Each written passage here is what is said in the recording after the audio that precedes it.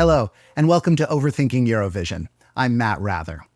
Remember a year ago when we thought the whole Loreen versus Carrière rift in the fan base was an unprecedented level of ugliness, and we were looking forward to more positivity in 2024?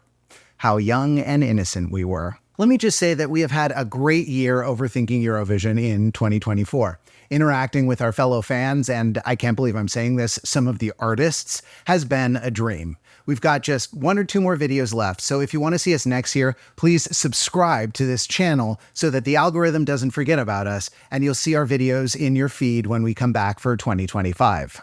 Okay, let's talk about the final. This channel has long argued that politics has always been a fundamental part of Eurovision. But the other part of Eurovision was that the contest gave us a shared space that transcended these disputes. Actually, this was the year the contest adopted a permanent motto to reflect that: united by music.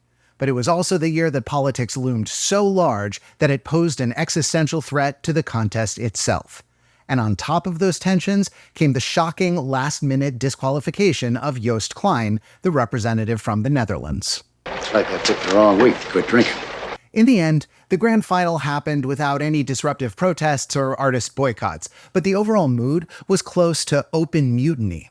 Nemo, the winner, told the press conference, "There were a lot of things that didn't seem like it was all about love and unity, and that made me really sad." Bambi Thug, unsurprisingly, was more blunt. All you have to do is look at the headlines from newspapers all around the world to know how this year will be remembered. And that's a shame, because 2024 featured some incredibly talented artists and some amazing songs. So let's talk about those songs, starting with Nemo. Let me taste the lows and highs. Let me feel that burning fright. Eurovision has long been a place where LGBTQ artists could be recognized and celebrated. Dana International became the first trans performer to win the contest in 1998. Conchita Wurst met with the Secretary General of the United Nations in 2014. So when Nemo came out as non-binary in 2023, they seized on Eurovision as a way to raise awareness and acceptance for genderqueer people everywhere. This platform offers a huge opportunity to build bridges between different cultures and generations. That's why it's very important to me, as a genderqueer person, to stand up for the entire LGBTQIA+ community. The Code was not Nemo's first song about being non-binary. In November 2023, they released This Body, which finds them in a pretty bleak mental state. It begins, "If this body was a house, I'd burn it down and build myself a place where I'd feel safe." They call their body a shell that doesn't seem to fit, and it really does seem like they're in a hellish place. Nemo can't even imagine being comfortable in their own skin. And once you have this body in your mind, the Code seems all the more triumphant. This is not a sad lament, this is pure excitement. I just gave it some time. Now I found paradise. So breaking the code here isn't just identifying as non-binary. Nemo identified as non-binary back when they wrote This Body, and they didn't seem thrilled about it. Breaking the code is learning to embrace that identity and feel comfortable with it. They have moved past merely accepting their identity straight to Lin-Manuel Miranda-ing about it. Let me tell you a tale about life, for the good and the bad, better hold on tight. That's what makes this staging so brilliant. On one level, this teeter-totter thing is something that's hard to find balance on because it wants to be either one way or the other way. But by the end of the song, Nemo is riding the thing like they're a Cirque du Soleil performer. They have found a way to live fluidly, in a state of flux, and it looks very fun. But there's a deeper meaning in the staging. This is an aggressively physical performance, and I have not been so nervous about a performer's safety since Sweden did that treadmill routine back in 2017. And I think that's the point. This is someone singing about learning to love their body while celebrating what that body can do. They have become someone more comfortable in their own skin than I will ever be. And even if you were rooting for a different song, you have to admit that this was the whole package. Vocally stunning, ingeniously staged, deeply personal. Congratulations, Nemo. You earned this trophy. Oops. Okay, I'm sure they have a spare somewhere. We wanted to take some time to revisit the songs we reviewed this season and talk about how they did. We began in March with a video called "France is Not Trying to Win Eurovision This Year."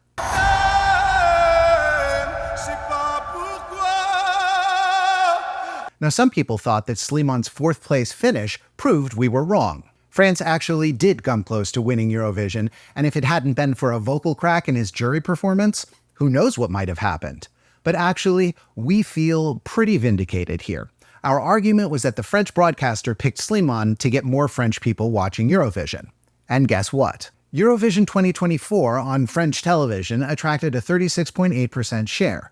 This is the highest television rating Eurovision has gotten in France going back to the year 2000. The big question is whether France can build on this interest next year to attract great performers and great songs. In other words, will Slimane do for France what Anouk did for the Netherlands?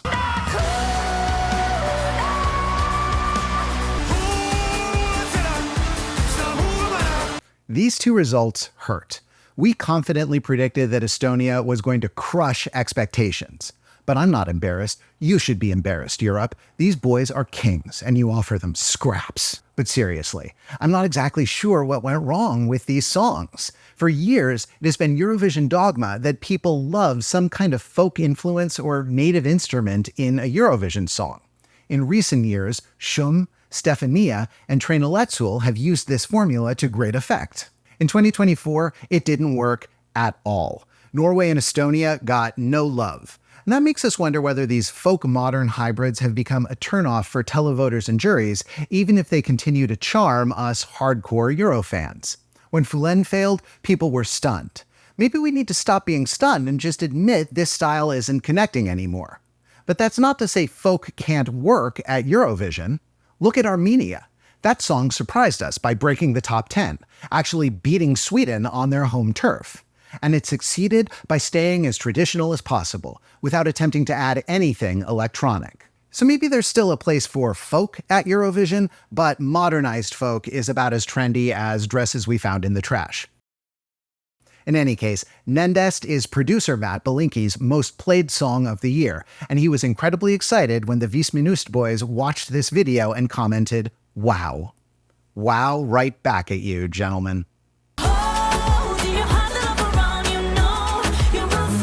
We are so proud of Tali. In our research about her back in February, we got the impression she was a talented but inexperienced performer way out of her element. Normally, I do like pop indie, kind of like think of Lizzie McAlpine, Maggie Rogers, like that. But this is kind of like this like Latina groove, makes you want to move your hips. People talked about Baby Lasagna as a Cinderella story, but he'd been a professional musician for more than a decade. He'd even been to Dora before. Tali was a complete newcomer who suddenly found herself handed a Dardust song. But exactly like in the lyrics of Fighter, a little siren voice spoke up within her and said, "Make the braids thicker." And while we complained back in March about the broadcaster not letting her use one of her own songs, it turned out Luxembourg knew what it was doing. 13th place is a great finish for her and for the little duchy that could. And now she's in a great place to promote her own music. So if you were planning to hire Tali to record your commercial voiceovers, you might have to wait a little longer. Bring your brand into the real world. Get everything you need to launch your business today.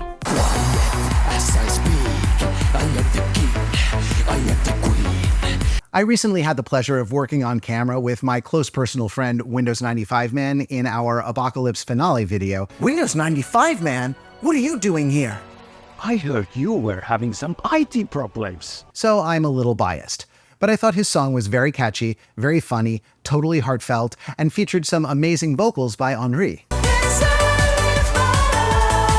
I was desperately afraid No Rules wouldn't even qualify for the finals. It not only qualified, it finished a respectable 19th place. By the way, one of the main arguments for why Eurovision needs the juries is because without the juries, novelty songs would dominate and good musicians would stay away.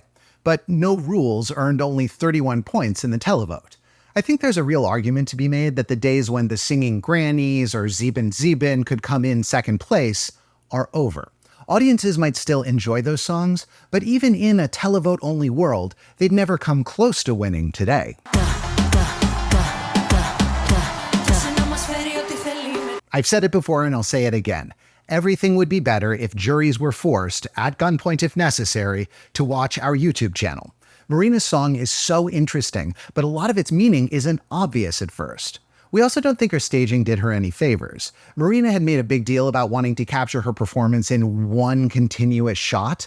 We were hoping this meant that she'd walk through the entire arena and end at the stage, sort of a recreation of her famous Matissa music video. But she just kind of, danced.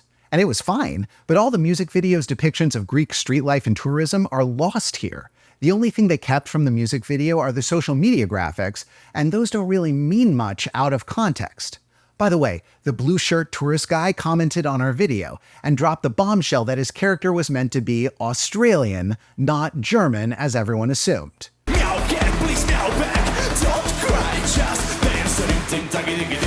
This song was a favorite to win for most of the season, and I know many fans were disappointed. But second place is the best finish Croatia has ever had. This is the first time they've broken the top 10 since the year 2000, and they did it with a song Marco wrote by himself in his bedroom. Prior to Dora this year, Marco was working as a waiter and in a supermarket. Now, music is going to be his full-time job. And remember, Rim Tim Taki Dim was only supposed to be a filler track on an upcoming album. We've only had a small helping of baby lasagna, and we're already hungry for more. Finally, we have to talk about the blue elephant in the room. A couple weeks ago, we produced our longest video essay ever, comparing Olly Alexander and Joost Klein. And Joost himself showed up in the comments to give us one of the greatest compliments we have ever received. We feel real love for that Chaber. So like many people, Eurovision 2024 is always going to have an asterisk next to it for us because one of its most iconic songs got disqualified. This hurts, especially because Eurovision was a lifelong dream for Joost. He wanted this more than any other artist. Als ik vroeger aan mijn ouders denk thuis op de bank Eurovisie kijken en een beetje grootspraak van ooit ga ik daar staan. De hele familie zo ja, jij wel joh. Nou, kijk waar we nu zijn. But I do think it's important to note 3 things. First, he did get to perform at semifinal 2, and it was an electric moment no one can take away. Zie je nou wel, pa? Ik heb naar je geluisterd. Secondly, Joost is already benefiting from what we veteran internet types, that means old people, call the Streisand effect. Despite not appearing in the grand final, Europapa is doing huge streaming numbers and climbing the charts all over Europe. This is not the end of our boys' big dreams. It's Joost the beginning. And finally, there's almost no way Joost could have actually won Eurovision. Europapa was never going to be a big hit with the juries.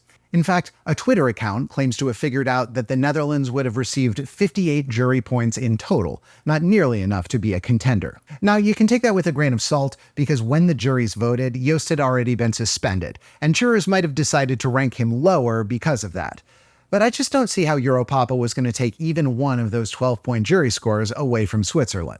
If anything, Europapa competing would have resulted in the Code winning with an even greater lead, because Europapa would pull televoting points away from Rim Tim Taki Dim. And this might be something to discuss in a future video about jury reform. If the system basically makes it impossible for a song like Europapa to win, maybe that's a problem. So, to close the book on our Olly Alexander versus Joost Klein fairy tale, I guess Olly technically won, in the very narrow sense that he received more points in the grand final.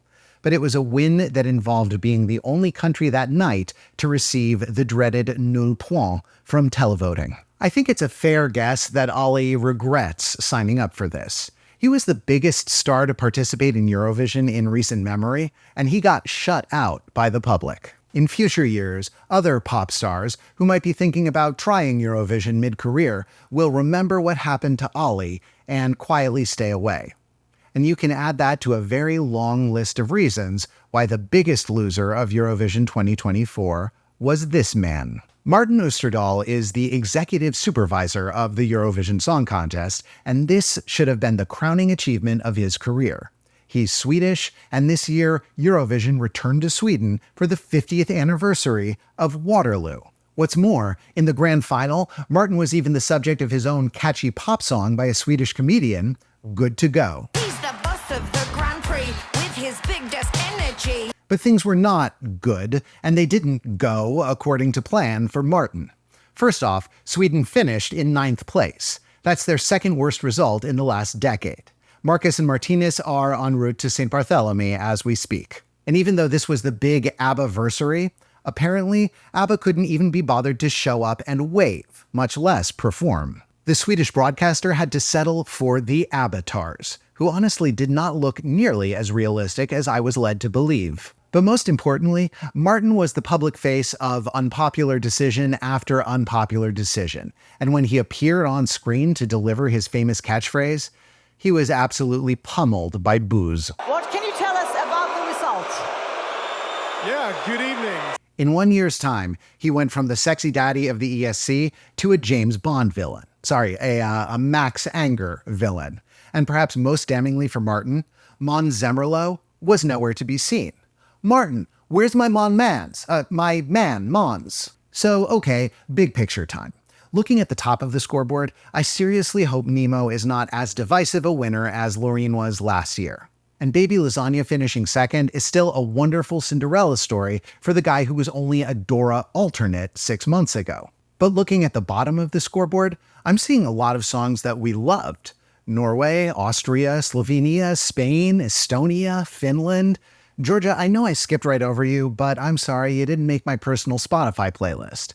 These were awesome songs in our opinion, and seeing them stuck at the bottom is not a great feeling. But finally, looking right in the middle of the scoreboard, we see something that makes us smile. Isaac told us he's only average, but he is certainly special to the people of Germany, because after 4 years of finishing 25th or worse, 12th place feels as warm and cozy as a house on fire.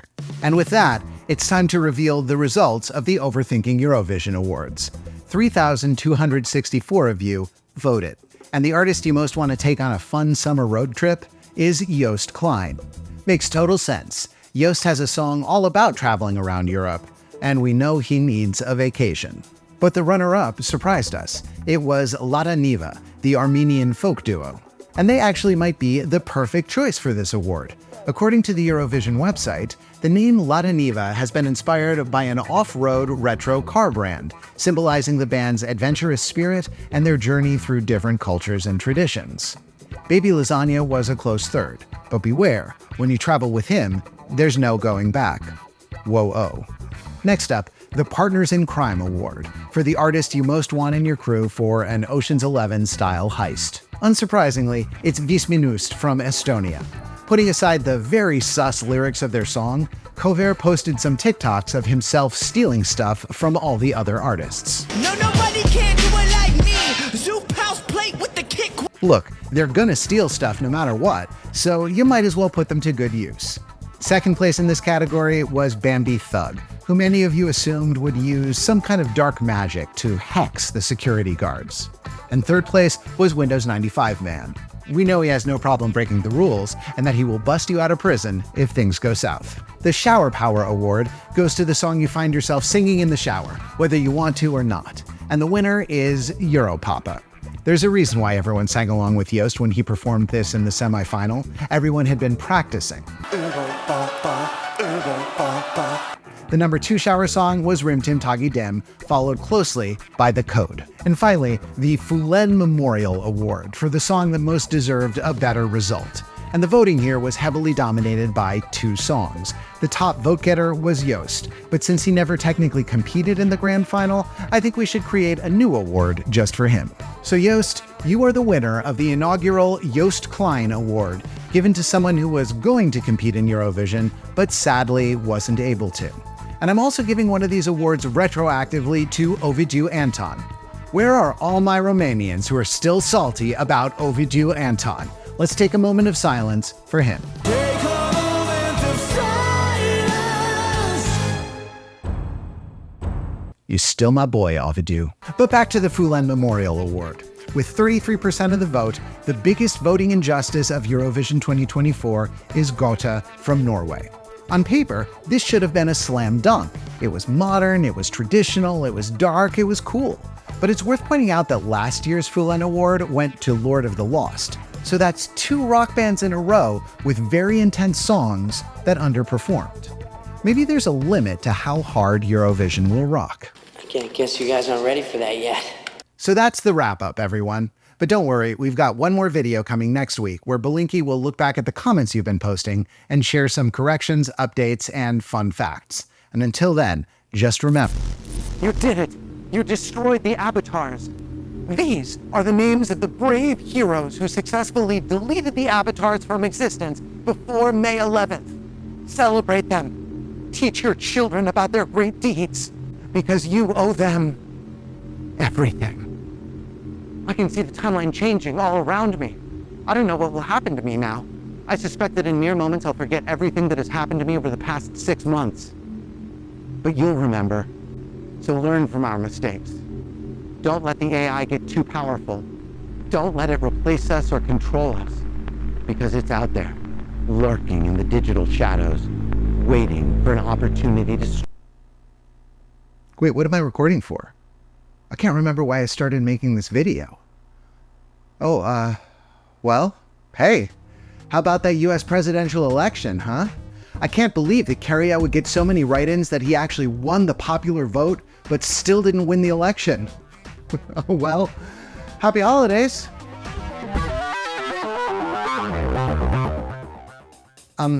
Hey, why am I standing outside the ABBA Museum in Stockholm?